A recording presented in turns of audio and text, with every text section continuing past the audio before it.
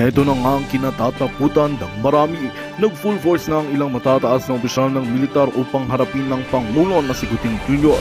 Matapos ang ilang buwang tensyon at usap-usapan, biglang kumilos ang ilang mga general at mga sundalo na nagdulot ng pagkagulantang sa Malacanang. Ayon sa mga ulat, nagulantang ang Pangulo sa biglaang kilos ng mga general na may intensyong kumontra sa kaniyang mga hakbangin sa pamahalaan. Ang mga nagsabing opisyal ng militar ay pinaniniwalaang hindi na sumasang-ayon sa ilang polisiya at direksyon ng kasalukuyang administrasyon, dahilan upang sila'y magsama-sama at maganda para sa isang malawakang aksyon laban sa Pangulo. Bagaman walang detalyadong impormasyon pa ang inilalabas, malinaw na ang sitwasyon ay nagiging masalimuot na. Samantala, ang Malacanang ay nagpahayag na patuloy nilang binibantayan ang sitwasyon at nananatili pa rin matatag ang Pangulo sa kanyang paninindigan. Nananawagan naman ng ilang eksperto na mag-ingat ang lahat at iwasan ang anumang kilos na maaaring magpalala ng tensyon sa bansa. Sa ngayon, naghihintay ang buong bansang sa mga susunod na mangyayari sa gitna ng tila lumalalang krisis sa gobyerno. At yan nga ang balitang ating pagkakatutukan. Ngunit bagong lahat, siguraduhin mag-subscribe at i-hit ang notification bell para sa patuloy na pagtutok sa mga suliyap ng bagong balita sa tunay na boses ng masa.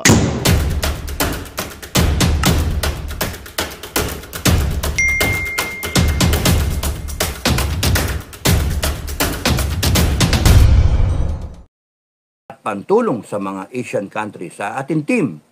Nandyan yung South Korea, Japan, Taiwan na sinasabing ilulusubin nila, and then Pilipinas na tinetreaten tayo, etc. etc. I've got your back. Yung mga banan Amerikano, di ba? Ironclad. Okay. Tapos lumanding yung mga Raptor nila. At yung mga bomber nila.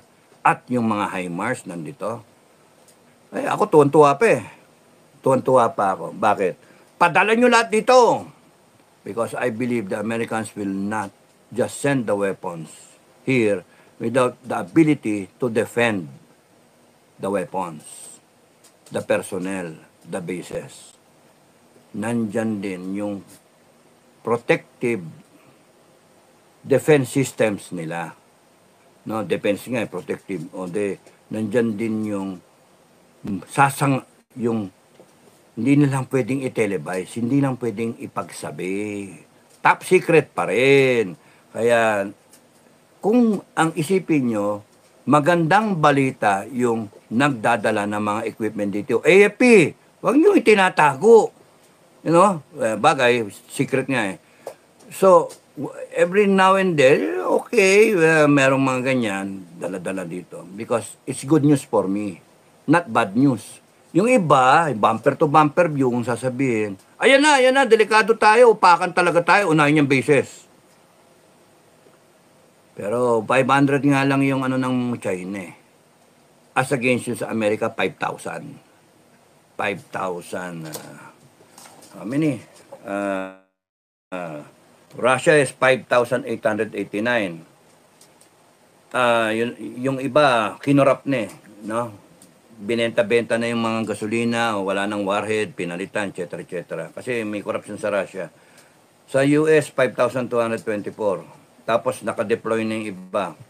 China is 410. 500 na ngayon yan. France, 290. UK, 225. So, India, 164. Israel, about 90. Kung you see, missile to missile, yari sila.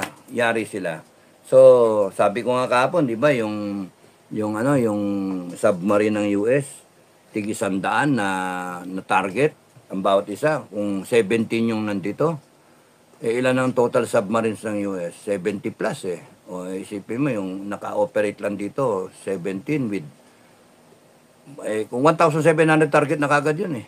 No? Yung mga aircraft carrier niya, 5 yun nandyan. No, isa nakaparada doon sa sa Malaysia, sa Singapore. Tapos may isa doon sa Pearl Harbor, 3 yun nandito sa sa area natin. Tsaka sa Japan meron doon nakaparada. You see the projection of power. Matakot talaga yung bansang kakalaban sa kanya. Kaya nga Tama yung FGF kasi mag-prepare lang tayo. Hindi, wala sa control natin eh. Not even a Bongbong Marcos has control over it. Kahit nga pag-usapan ninyo, siguro ang pwede nyong gawin is how to prevent it or how to prepare the country. And mas maganda pag-usapan is yung how to prepare the country. Yung prevention eh, hindi nyo mapipigil eh. Kasi ang dami ng player. Ang daming player. The best option for the country is, intelligent point of view, is how to prepare the Filipino people. Example number one, what do you do with the OFWs dun sa mga countries na involved? OFWs sa China, Hong Kong. Paano yun? Better start thinking na ilipat nyo na sila, hanap na kayo ng pwedeng alternative na option sa kanila. Doon pa rin sila sa abroad na pwedeng sa ibang countries. Di ba? Yung safer countries. Pero yung banata ng US yung yun ang isipin nyo. No? Mga bobo tayo eh. Bobo yung politiko natin eh. Putragis kayo. Panay eleksyon ang iniisip nyo eh. Ano ba ang mangyayari sa mga Pilipino? Kunyari naging target ang China ng Amerika. All these missiles. Laglag sa mga ayokong takutin kayo mga OFW. May God protect you all. So dapat ang iniisip ngayon ng gobyerno natin ay paano maprotektahan yung ating mga OFW. Tanggalin nyo na sila dyan. Lipat nyo sa ibang countries na are safer. Hanapan nyo ng better jobs pa nga eh. Di ba? Yung commensurate. And anyway, we have allies. Di ba? So, isa yun. Paano ngayon yung natin? Defense industries. O do you start making now? More bullets, more ganon. Self-reliance. Di ba? AFP, pondohan ninyo, supplemental budget. Ang dami pwedeng gawin that will prepare. Yung FGF, tulungan ninyo. Yung FGF, pero ayaw namin magpatulong kasi baka gamitin nyo pa kami. Sabihin, hindi, dapat tinutulungan namin kayo, dapat sumunod kayo sa amin. Hindi. Kami? Private initiative yung amin. Tigas ang ulo ko eh. Ayoko lang basta-basta didiktahan nyo kami. Lusob? No, hindi kami lulusob. Protection lang kami ng mga pamilya ng Pilipino. Kayo trabaho nyo yan eh. AFP, tsaka yung mga reservist. Mga reservist, kawawa naman So, the alliances are meant to make you stronger. Di ba? It puts you in a better place rather than putting you in a tight situation. You are aligning yourself with countries with the same thinking. Ano yung thinking ng Japan? Tarantado to, kinukuha rin yung teritoryo natin eh. Siga-siga siya, malaki yung navy niya eh. Galit ang Japan. Hanap siya ngayon ng alliances din. Ganon din yung Taiwan. Tarantado to eh, democracy tayo eh. Na pinag-interesan nila yung computer chip natin. Tayo nagtaguyod niyan eh. Tiniis natin lahat ito, ginawa natin to, ngayon demokrasya tayo. Ngayon gusto niya, itapal tayo sa China. Pakinabangan nila yung ginagawa natin at tapos noon, tayo, komunista. So, yung China and Taiwan, communism versus democracy. Saan tayo nakalain? Sa Taiwan. We will protect Taiwan. Kuno, kasama yung US eh, di ba? So, anong mali? Di ba? Ano sinasabi ni ba Pilipino? Makasarili kayo. O kaya nakikinig kayo sa naratibo ng China. Mali ang China. Bakit mo ipipilit yung gusto mo? Ay, hindi naman pala Pilipinas lang eh. Ganon din eh. Japan, Taiwan, ganon din, di ba? Kaya maraming galit sa China. Sino ngayon may kasalanan? China. Kaya marami siyang kalaban. China. Kaya wag niyo isipin na nadedehado tayo. Hindi. I'm sorry. Pero ang dehado, China. Nasa magandang posisyon ng Pilipinas. Sa totoo lang. Satellite view. with all the intelligence that you can master, yung lahat ng katalinuhan na kayang i-produce ng utak ninyo. Kumain kayo ng maraming mani. Mani, ano pa ba yung food for the brain ba? No. Yung saluyot. Mani. Suminghot kayo ng ng ano ba? Wag namang cocaine.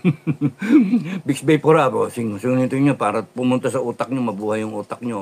Baka masobrahan, matuyo, no? Inom kayo ng vitamin E. O, di ba? You see, try to understand yung situation. Intindihin nyo maigi yung sitwasyon. Hindi yung tira ng tira. Mali eh. Nadinig nyo lang sa isang balitang ganito, bago magbablog o kaya magbabalita na ganito, yari ang sama ng dating, no? Okay lang kontrahin niya yung korupsyon, okay lang yon. Galit din ako sa korupsyon eh, okay yon. Pero yung kontrahin niyo yung kamada ng regional defense, leave it to the armed forces. Leave it to the defense establishment. They know, I believe that they know what they're doing. Na? Kung may kakulangan, di nila kasalanan eh. Bakit? Putra kasi kasalanan ng mga nakaraan na Congress. Hindi lang ng Congress ngayon, tsaka ng Senado. Matagal na eh. Panahon pa ni Cory. Lahat yan, suma total, napabayan niyang armed forces. Wala nag-isip. So probably lacking in a clear path ng vision, ng malayong pananaw. Parang Lee Kuan Yew ba, na 50 years onward, nasaan dapat yung armed forces? 50 years from now, nasaan yung bansa natin? Yung mga ganun ba? Hindi tayo, hindi. Panay yung Marites vision yung atin. No? Panay corruption. Magkano kaya kikitain ko dito? Dahil eleksyon pa lang, magkano kikitain ko dito? Inisip ko, bibili ko ng bahay sa Forbes, bibili ko ng bahay sa mga plus subdivision, Ayala Labang, bili kong kondo sa Ayala. Ay, bili na rin akong bahay sa Canada, sa US, ganun. O kaya sa New Zealand, Australia. Tangin ng mga politiko yun. Gagong mga politiko natin eh. Di ba? Kaya nga, kami, no to politics ako, kasi nga, ayoko maging ganun. Ayoko maging ganun. Makakain ka ng sistema kasi nag-iisa ka. Matino ka, o marami kayong kunyari sumali, talo kayo sa botohan, wala. Resolution 10, hanggang ngayon nandyan, di ba? O, wala naman nagsalita laban sa Resolution 10. O, de lahat sila, sorry bumaba pananaw ko sa inyong lahat eh. Na isa wala man lang nagsalita laban sa Resolution 10 sa Senado. Wala eh. And then, kung mag-pretend kayo banata ninyo, ito, corrupt, ito, ganyan, mali, ganyan. Putragis kayo. Resolution 10 ang magde-define kung kayo talagang corrupt o hindi. Mga senator. Resolution 10, kasi lahat kayo nakikinabang sa liquidation by certification. Ilang milyon ang inyong tinatanggap buwan-buwan. Mga hayop kayo. Lahat. At yung mga gustong maging senator, kakainin din kayo ng sistema. Kasi kahit gusto nyo tanggalin, paano nyo matatanggal yun? Magbotohan, talo ka, nag-iisa ka eh. 23 boboto na i-retain yan. O kaya 12 kayong bago. 12. Doon mabibili yung iba sa inyo. Magbotohan kayo, 5 kayo magkakampi. O ang bumoto, ay, 7 plus 12. 19. Ang bumoto na i-retain. Wala na, talo na. Then, anong gagawin mo? Uy, maganda pala itong liquidation by certification. Makabili na ako ng kondo. Uy, mapadala ko yung anak ko sa Amerika.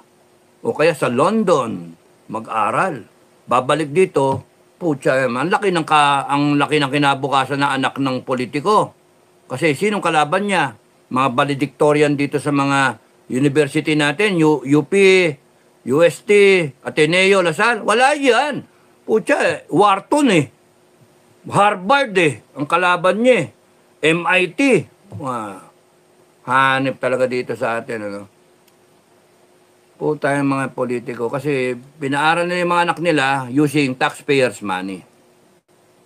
Wala namang mga pera yun nung kumandidato eh. Tapos rin, yung anak nila nasa abroad. Po tayong mga hayop kayo. Kaya nga, paano ba natin gagawin yung korupsyon na yan? Alam ng FGF kung paano. Alam namin kung paano. Pero, one at a time. One at a time. Satellite view. While we're maintaining a satellite view, we have the ability, the leadership of FGF has the ability to also go to bumper view. Ang galing no, ng leadership ng magaling yung FGF, di ba?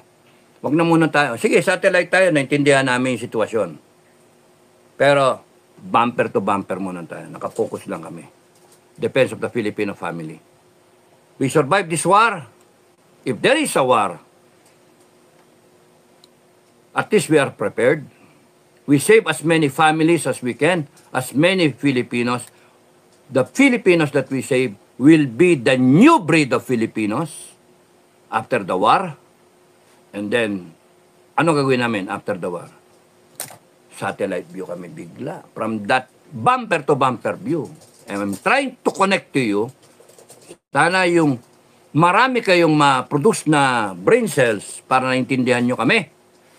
Na at yung mga babara-bara dyan ng mga hinayupaks na yan. Okay lang. Basta ang pinapaliwanag ko ng maayos. So, tanong, papayag ba ang US na maupakan ang bases na puno ng sundalo nila at mga supplies nila, top of the line supplies nila? Ano ilalagay nila dito sa EDCA? Ano ilalagay nila? Mga World War II na aeroplano? Mga Tora-Tora? Panay FF nilang nilalagay nila dito. Oh, may HIMARS pa sila ng mga missile system. Kaya nga matuwa kayo pagka binubuhusan pa ang Pilipinas ng sandamakal na mga weapon system. Why? Because it makes you a lot safer. Hindi more safer, mali yun, much safer. No? Huwag nyo nga gamit ng more and then safer. No? It makes you much safer. Yung country natin.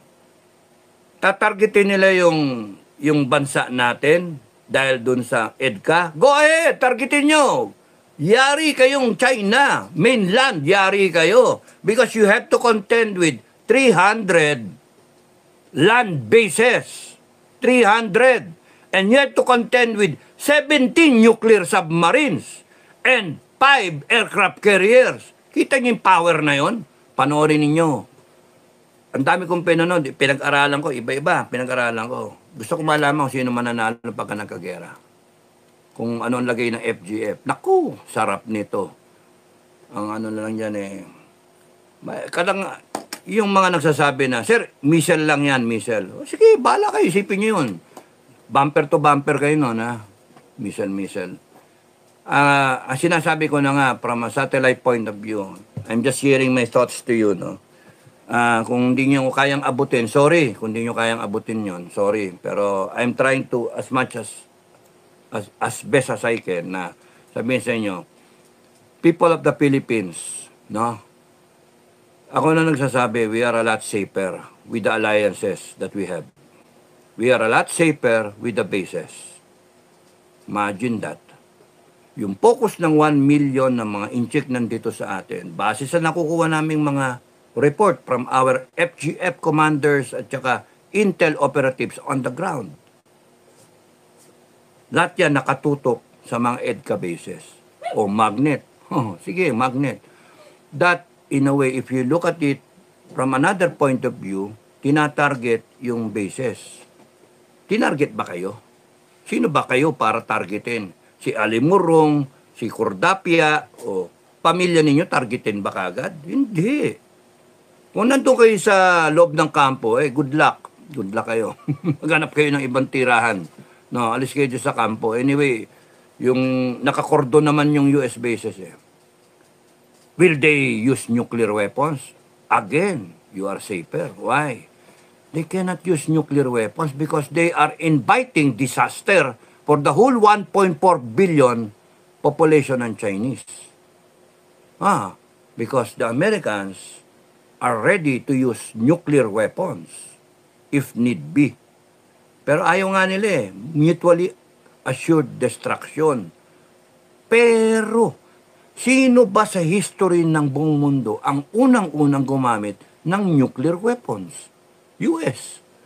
At alam nila yung doktrina na pagka may pumutok na ganyan, hindi pwedeng magganong-ganong ka. Ano ba to? Nuclear weapon ba to? Retool tayo, tanggalin mo yung warhead ng nuclear. Ang paputukin natin. Hindi sila ganon. May doktrina Amerika. Ayaw na nilang maunahan because of Pearl Harbor. No? Natututo sila eh. Kaya nga, in all that, isipin ninyo, sa lahat ng nangyayari, with all the technological advances, kopya lang tong China, kumakopya lang. So, kung titignan ninyo lahat yan, tapos pati yung proxy tayo, di ba? Pino-proxy tayo. Okay, granted, tanggalin nyo yung bumper to bumper view, mag-satellite view kayo. Kanya-kanyang role yan eh. No? Kung tayo, ang role natin is manpower. Putragis yan, nakakainis na role. Parang ikaw lead scout, no? Pero walang magawa eh. Yun yung team natin eh. At least may inaasahan ka mga gamit, may inaasahan ka ng mga suporta. At least alam mo, kayang makulata yung kalaban. Bakit ba tayo nakipag-alyansa in the first place? Tanong ko sa inyo, AFP, BBM.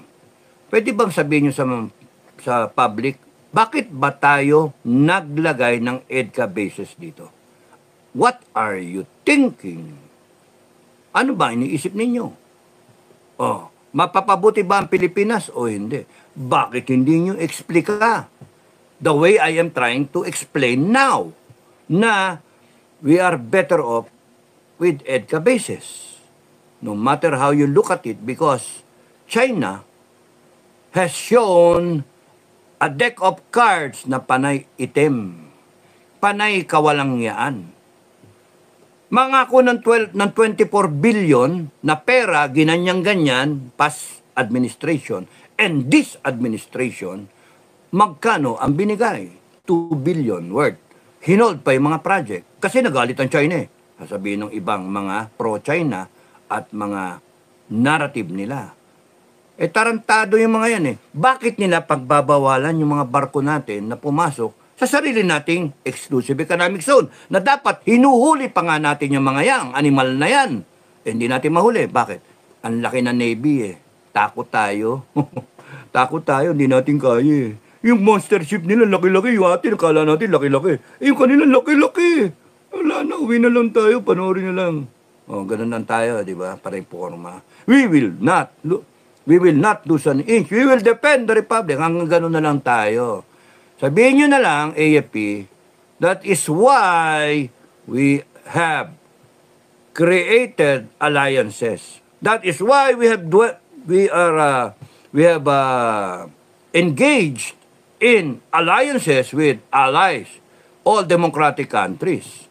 Mas maganda pa sabihin yun eh. So that, hindi nila pwedeng gawin yung gusto nila. Kasi ang kalaban na ngayon, yung lahat buong puwersa. Subukan nila. Di ba? Mas maganda pa yun eh. Yung totoong aminan. It's very hard to defend the country because our Congress has not been very, they do not have the sense of urgency. So, pinabayaan tayo eh. Ngayon, gusto nyo kami magdedepensa sa inyo. Putragis kayo. Punduhan nyo kami. Punduhan nyo yung armed forces. Predicament ng armed forces, kawawa nga eh. Mauubos yan eh. Maubos. Kaya nga kami, tinatayo namin ni Commander Metran at ng iba nating mga commander itong FGF. Kasi, nandun na kami. Yun, satellite view na yun. Magkaubusan. Mayanig yung armed forces natin. May mga matira dyan siguro, isang general, dalawa, colonel, mga ganon, major, confused. No? Mga pasok kayo sa FGF. Pero ayoko ng sisiga-siga. Ayoko ng mga privileged na mammals na magyabang kayo mga hindi. Respetuhin niyo yung struktura ng FGF. Ako kakalabanin ninyo pagka hindi niyo respetuhin yung struktura ng FGF at yung respeto sa mga commander ng FGF. Kahit sino sa Armed Forces, pumasok kayo sa grupo namin after day 1, day 2, day 3, for how long tatagal yung AP, pasok lang kayo. We will admit you. Pero ayaw ko ng sisiga-siga. No? Ayaw ko ng sisiga-siga. Kasi may batas kami. Artikulo 1. Ha? Artikulo 1. Firing squad kayo. Pagka aasta kayong di tama. Lalo kayong mga politiko. Hindi pwedeng kayong sabing senator, congressman, mayor, governor, barangay captain. Aasta-asta kayong di tama. Artikulo 1 kayo. Artikulo 1. Maupakan kayo. And I'll do it publicly. In any hill or in any palaslas ko yung mga lalamunan ninyo pagka aasta kayong privileged mammals kayo. Gera na nga eh. Asta pa kayo na kayo. Hindi tama. Bigyan ko kayo ng baril and then lusob kayo. Kasi you have the power na maiwasan lahat ito eh. Kung binigyan nyo ng pondo yung Armed Forces, malakas sana yung Armed Forces natin. Hindi tayo mag-align sa ibang bansa na nireklamo ngayon ng mga Pilipino na kinagagalit ng China. Na may alliance tayo sa Japan, may alliance tayo sa US, may alliance tayo sa Australia, at kung kani-kanino pa. Tarantado talaga eh. Gusto ko ninawin mga kababayan don't get me wrong. Gusto ko neutral, ayaw ko gera. Ayaw ko gera with China. No? Ayaw ko gera. Pero pagka sila gago, okay lang gera.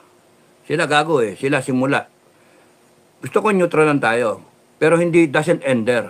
Gusto ko neutral tayo, pero pinapondohan natin yung armed forces natin. Kung ako lang masunod talaga, 1 trillion a year yan.